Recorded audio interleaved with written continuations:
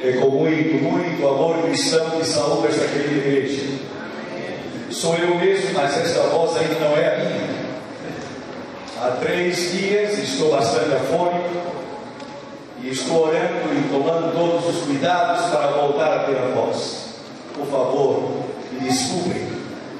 Mas é com muito amor cristão que saúdo esta igreja, com muitas saudades daqueles que convivemos nos anos que passamos aqui em TH.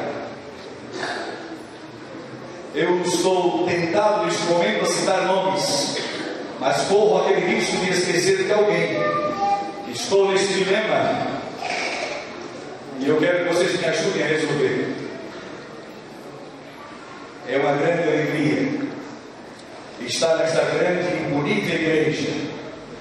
Em meu nome, em nome da minha família, desejamos que todos tenhamos uma semana muito feliz, muito abençoada.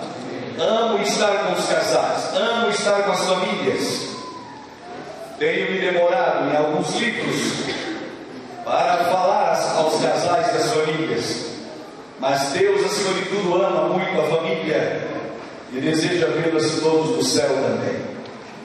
Mas é uma grande alegria poder rever o professor e pastor Martins. Foi ele que chamou a professora Isaura para ser a diretora da escola de Caratinga. Não sei se lembra. Que prazer rever o meu pastor e evangelista, pastor Jordão Magno. Rever a Adriana, o quanto tempo no departamento do Ministério de Jovens. Anderson. Bom, eu já comecei. Agora sim. Que bom rever o Wagner. E se vocês ainda não sabiam, olhem para mim, eu canto no coral também. Me informe. Hoje não pude cantar, mas quem sabe até sábado tem a voz para cantar. Se meu povo se humilhar e orar de mim. Quando se inicia uma semana de oração, a preocupação dos ouvintes é: será que este pregador fala muito, ele fala pouco? Ele é simpático, antipático? Bom, eu gostaria de relembrar a todos que vou usar nesta semana as 3 regras do bom orador. Não que eu seja um bom orador, mas vou usar as 3 regras. Primeira, levantar-se para ser visto. Segunda, falar para ser compreendido. E terceira regra, terminar logo para ser querido. Prometo que serei querido, não me demorando.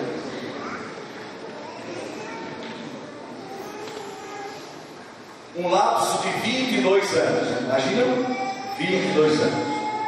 Quando nós assistimos a escola sabatina em culto em uma sala de uma casa alugada aqui em Jaraguá, eu não sei quantos são saudosos como eu. Levante a mão, quantos estavam naquela casa? Porventura alguém ainda? Muito obrigado. Não é bom lembrar sempre do tempo jurássico, não é? Mas eu sou saudosista mesmo. E louvo a Deus por esta igreja, por este santuário, e em ver que a igreja de Jaraguá cresceu de maneira maravilhosa, para a honra e para a glória do Senhor.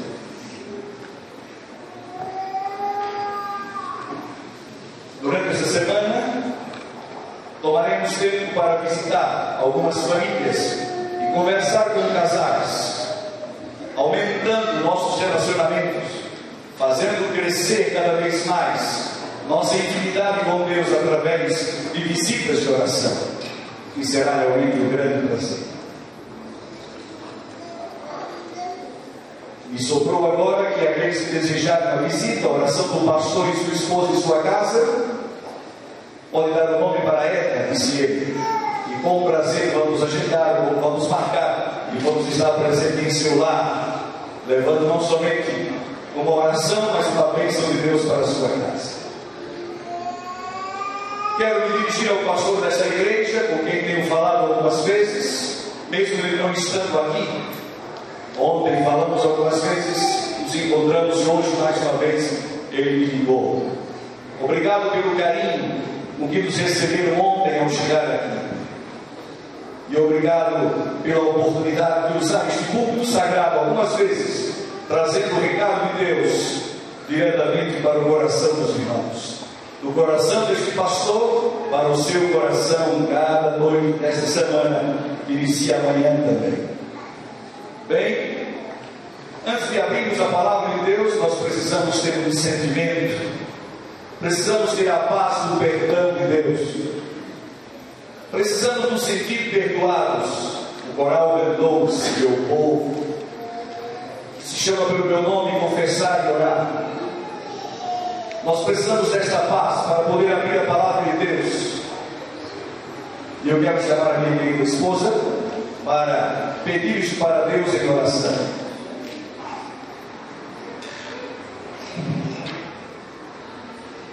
Façamos deste hino uma oração cantada e que Ele nos prepare para o estudo da sua palavra.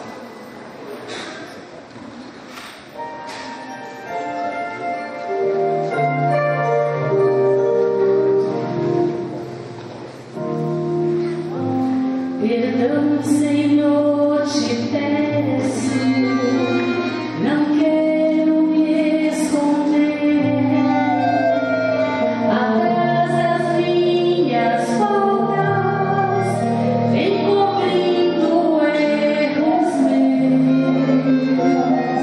Perdão, Senhor, supremo, quebrei a tua lei.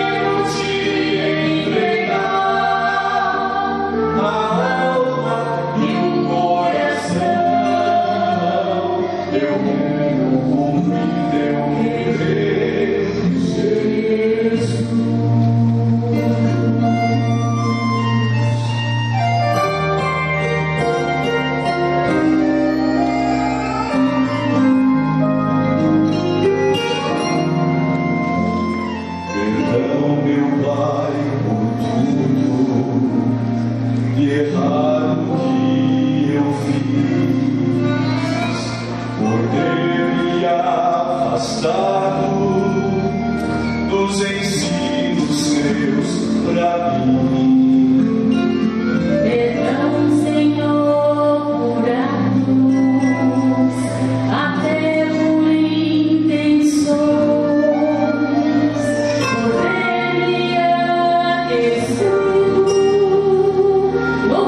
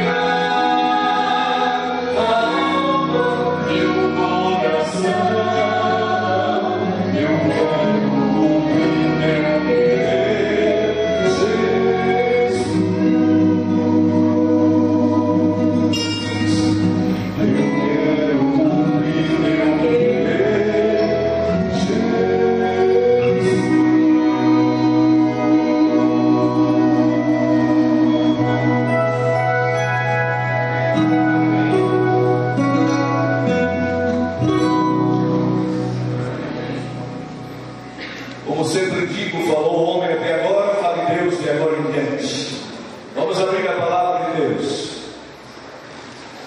Abra-me, por favor, onde e quando tudo começou. Gênesis, capítulo 2. Leremos 3 versos inicialmente. Mas antes, quero lhe pedir que coloque sua mão direita sobre a Bíblia, por favor. Casais, filhos, pais, avós, com a Bíblia aberta e com a nossa mão sobre ela, vamos orar mais uma vez. Senhor, nosso Deus e Pai, é momento de ouvir a Tua voz ao estudar a Tua palavra. E este livro que tem transformado tantas vidas, que exerça nesta manhã de sábado o mesmo poder, mudando o que precisa ser mudado e nos levando à atmosfera celestial.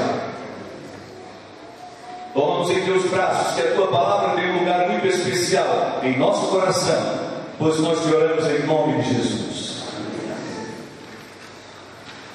Perdoados, vamos então estudar a palavra de Deus.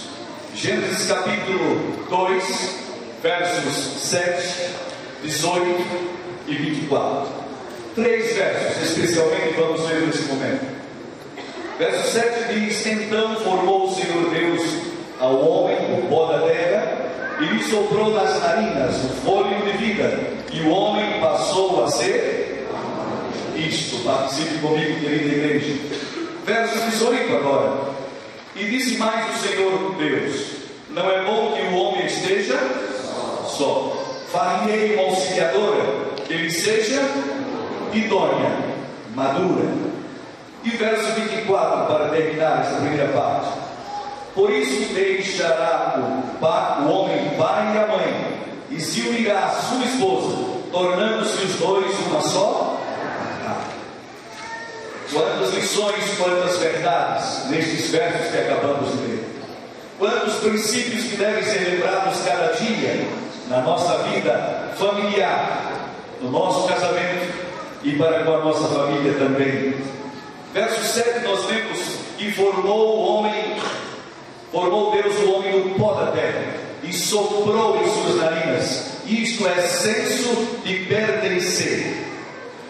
O ser humano pertence a Deus e o Criador deve ter sobre ele toda a preferência. Somos dele, nos movemos pelo sopro de vida.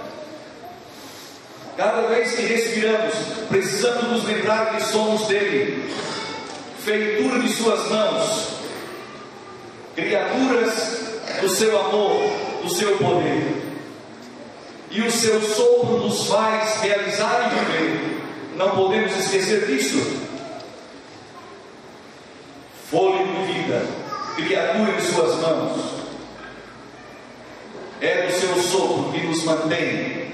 É através do seu sopro, do fôlego de vida, que nos tornamos alma vivente, como diz a Bíblia.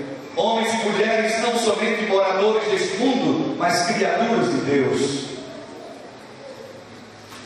Mas ao soprar em nossas narinas, Deus também diz, significa que antes alguém pertencer a outro no casamento, antes de ela pertencer ao árvore, ela pertence em primeiro lugar a Deus, e vice-versa. É Deus que a mantém como o mantém também. Este verso vem nos lembrar desse princípio familiar. Casados, mas filhos individuais de Deus, resultado do seu sopro de vida, não somente pó, mas agora homens e mulheres, filhos e filhas dotados do seu sopro, da energia de Deus. Não podemos esquecer disto. No verso 18 nós lemos: Não é bom que o homem esteja só. Isto é relacionamento. E neste verso o altruísmo é o remédio para as atitudes egoístas do homem. Na sua grande sabedoria, Deus disse: não é bom que o homem e a mulher estejam só. Isso porque só nos sentimos o centro de tudo. só nos tornamos exclusivistas, só não dividimos. Deus sabia muito bem, só não compartilhamos e não nos relacionamos. Não é bom que o homem esteja só, diz o Senhor Deus. Por outro lado, Deus também sempre soube que só nos sentimos perdidos, abandonados, só nos sentimos fracos e indefesos, só nos sentimos rejeitados e desamparados, desamados. Não é bom que esteja só.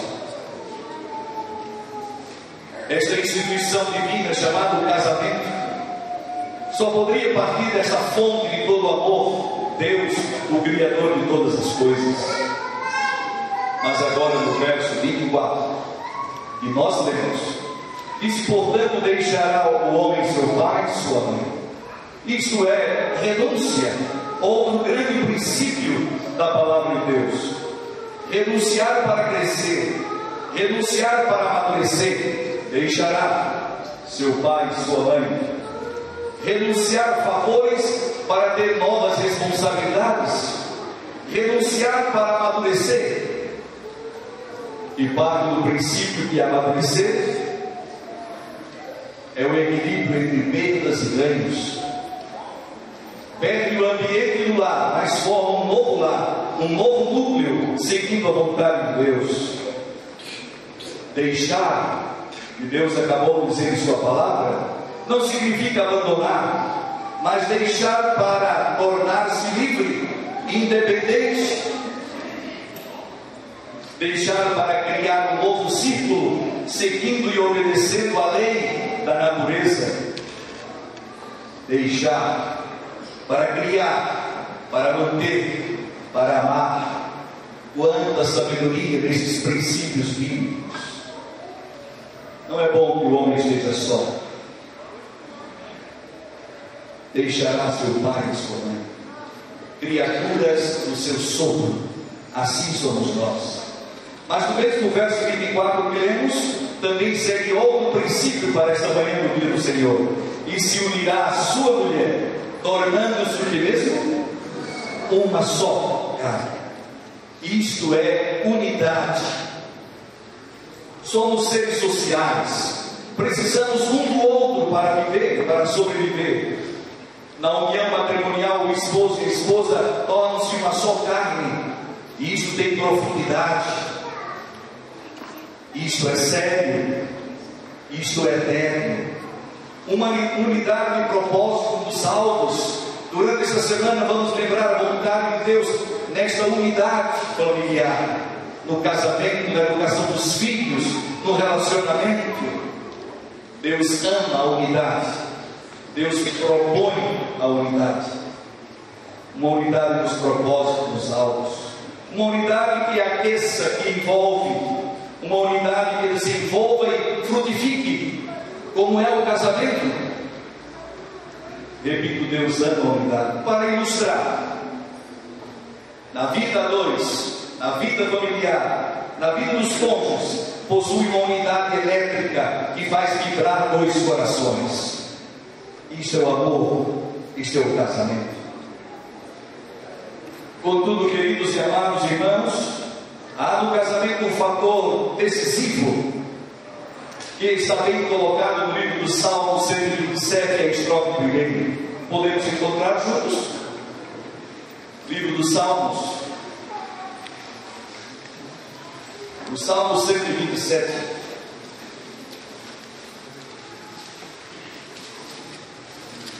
Na primeira estrofe, diz assim, Salmo 127, no seu início diz: se o Senhor não edificar a casa, em vão trabalham os que a edificam. Se o Senhor não guarda a cidade, em vão vigia. Sim, repito, se o Senhor não edificar a casa, em vão trabalham aqueles que edificam. Os relacionamentos entre cônjuges e estes com seus filhos só encontrarão perfeita harmonia, perfeita unidade, segurança e beleza se estiverem unidos a Deus cada dia. Em uma dessas noites da semana falaremos sobre o culto familiar, sobre o relacionamento espiritual, sobre a direção do Criador para com o lar, para com a família. É importantíssimo, primordial, que o primeiro e mais seguro relacionamento esteja com Deus. É o Senhor que edifica o casamento, é o Senhor que constrói a casa. E enquanto o casal estiver empenhado em edificar o seu relacionamento, edificar a sua casa, é verdade que surgirão problemas. Mas quando surgirem esses arrecifes da vida, quando os cônjuges pedirem a ajuda de Deus, certamente encontrarão um porto seguro, orientação divina, a direção de Deus na construção e manutenção do seu lar. Então eu diria, queridos e amados irmãos, que o casamento, além de tudo, ensina sobre Deus e vice-versa. O céu precisa estar no lar, antes do lar esteja no céu.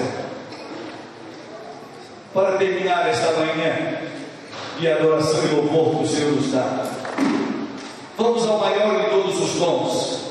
Não pode jamais faltar no relacionamento familiar. E é através deste dom que devem nortear todos os relacionamentos, especialmente o casamento, a vida a dois. E está no livro de Efésios, capítulo 5, verso 25. Vamos buscar a Bíblia mais uma vez. Efésios, capítulo 5, verso 25. Quem sabe na sua Bíblia já está marcado este verso. Este verso faz parte da sua vida e sua família. Parabéns. Efésios 5, verso 25 diz: maridos, amai vossa mulher, como também Cristo amou a sua igreja. E o que mais? E assim mesmo se entregou por ela. Este princípio vivo e ativo chamado amor deve nortear, repito, todo o relacionamento familiar, especialmente na vida dos cônjuges. O amor de Deus na vida do homem e da mulher produz um poder incomparável. E este amor é tão profundo, deve ser tão imenso na vida dos dois, que mereceu o elogio, a comparação de Cristo e a sua igreja, do amor de Cristo para com a sua igreja. Se este amor é um poder que alavanca todos os relacionamentos, promove perfeita unidade, conduz a uma renúncia completa e nos dá sempre, constantemente, o senso de pertencer a Deus. Amor. É preciso amar. Alguém já disse: quem ama é feliz, quem muito ama é muito feliz. Amados em Deus, querida igreja, na vida a dois não basta ser bom, é preciso amar.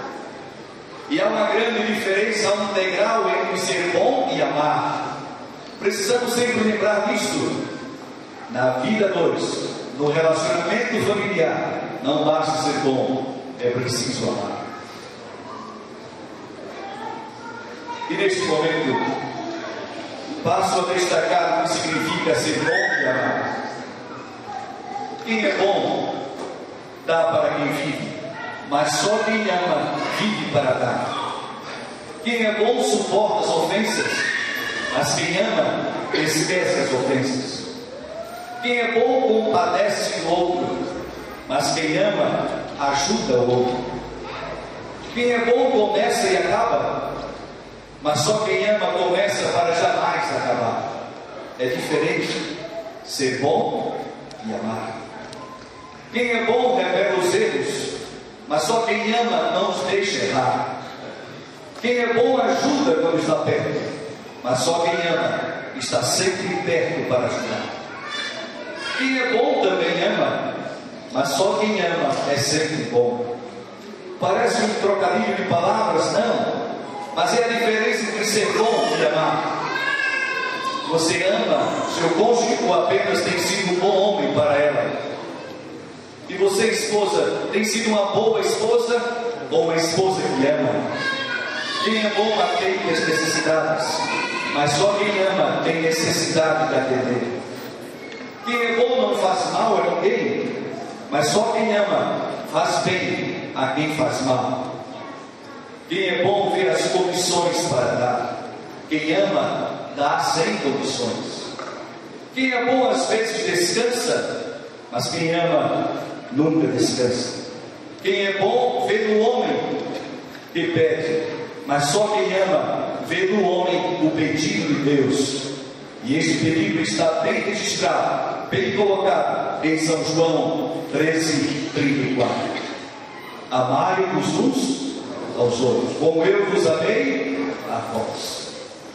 O amor é um mandamento sempre presente, sempre renovado. Este verso deve estar sempre em nossa frente. Amar cada dia, porque quem muito ama, muito é feliz. Um famoso artista plástico, autor de grandes telas, lindas telas, chegou ao final da sua carreira e ele desejou pintar sua última tela, desenhar e pintar seu último quadro. Pensou por muitos dias. Este quadro deveria significar a obra-prima de sua mão, da sua vida, mas ele mesmo não tinha certeza. Então deixou um pouco sua casa para, em meio às árvores, buscar inspiração para o seu último quadro. Ali estava aquele artista caminhando. De repente lhe veio ao seu encontro um ex-combatente de guerra, um ex-soldado. E o artista perguntou: Senhor, por favor, qual é a coisa mais linda do mundo? Eu preciso saber. Quero pintar a coisa mais linda do mundo, disse o artista. O ex-combatente disse: moço, a coisa mais linda do mundo é a paz. Onde há paz, há tudo de bom, tudo é muito lindo. Eu já estive na guerra, horrível, mas onde tem paz, tem tudo. O artista agradeceu, mas ficou preocupado. Paz? Como vou retratar a paz? Enquanto caminhava ainda, encontrou um padre que estava indo para a igreja. Na sua caminhada, ele interrompeu aquele sacerdote e disse: Padre, por favor, qual a coisa mais linda do mundo? E ele não teve dúvida, disse: moço, é a fé. Venha comigo à igreja, veja os fiéis de mãos postas orando a Deus. A fé é a coisa mais linda do mundo. E ele então agradeceu: muito obrigado, mais preocupado ficou. Como vou retratar coisas tão abstratas? Paz, fé. Bem, já estava voltando para casa, preocupado porque não sabia ainda o que deveria pintar. Mas de volta para casa, antes de sua casa, encontrou um cortejo nupcial. Uma noiva morava tão perto da igreja que estava indo com suas damas. E ele rapidamente perguntou: moça, qual a coisa mais linda do mundo? Claro, todos nós sabemos o que ela respondeu, não é? O que ela disse mesmo? É o amor. Ela disse: é o amor. E ele agradeceu, desejando felicidades. Ela se foi. Mas agora, estava terminando de chegar em sua casa. Como pintar fé, paz, amor? Bem, ele lentamente abriu a porta de sua casa. E ao dar os primeiros passos, ele caiu em si. No silêncio de sua casa, ele sentiu a paz. Na oração de sua esposa, no tapete da sala, orando com seus filhos, na oração ele sentiu a fé. E no aconchego do seu lar, ele sentiu mais uma vez o amor que vivia ali dentro. Ele encontrou a coisa mais linda do mundo. Ele pintou a sua melhor e mais linda tela, pintou o seu próprio lar, e embaixo escreveu: a coisa mais linda do mundo, meu lar, pois ele tem fé, paz e muito amor. Quantos nesta manhã estão lembrados de que nós possuímos o maior tesouro nesta terra? Temos a coisa mais linda do mundo, nosso lar, o casamento, nossa família. E quantos querem nesta manhã, no santuário de Deus, pedir por mais fé, mais amor, mais paz no lar? Sim, eu vim orar com os irmãos durante toda essa semana, mas continue com a sua mão levantada assim, porque eu preciso recomendá-la e a sua família para Deus em oração neste momento. Pai Santo que estás nos céus, olha essas mãos. representam lares, famílias, casamentos. Pai, derrama mais uma vez hoje fé no Senhor Jesus Cristo, a paz prometida por teu Filho e o amor derramado no coração. Toma-nos todos em teus braços, aceita-nos como teus filhos hoje mais uma vez, pois oramos em nome de Jesus. Amém. Por isso nós precisamos sempre cantar que com amor no lar tudo é melhor e Deus está presente. Deus nos bendiga. Amém.